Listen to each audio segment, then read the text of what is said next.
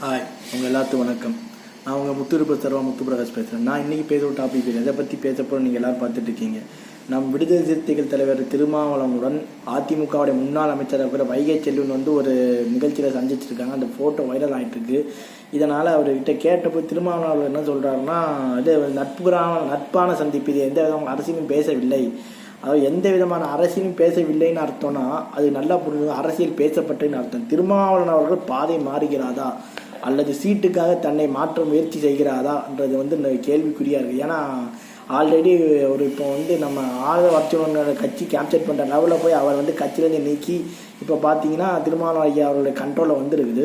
So இதனால் என்ன விளைவுன்னு பார்த்தோன்னா, அவங்க திருமாவளவர்கள் திமுக கூட்டணியில் அதிக சீட்டு வேணும், அமைச்சர் பதவியில் பங்கு வேணும் டிமாண்ட் கொடுக்குற மாதிரியும், இதனால் திமுக அதுக்கு செவிசாய்க்காதனால இவர் கூட்டணி மாற போர்க்கிறாரான்ற அந்த ஒரு கேள்வி எழுது.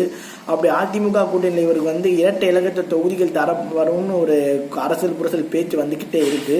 இதில் இது எந்த விதமான அரசியலும் இல்லை, பாஜக வீழ்த்துவதை என்ன நோக்கம் சொல்லிட்டு திருமாவளவன் அடிக்கடி சொல்கிறார். ஆனால் திரை மறைவில் இதுக்கான நடந்துட்டு இருக்கிற மாதிரி தான் சொல்கிறாங்க.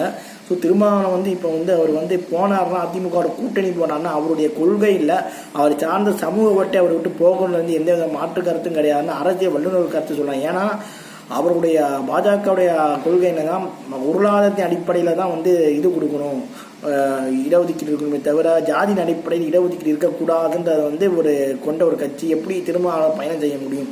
அந்த ஒரு கேள்வி எழுந்துட்டு இருக்கு. விடுதலை கட்சி தலைவர் திருமாவளவன் மாறுகிறாரா அல்லது சீட்டுக்காக தன்னை மாற்றிக்கொள்ள பார்க்கிறாரான்ற அந்த ஒரு கேள்வி எழுந்துக்கிட்டே தான் இருக்குது.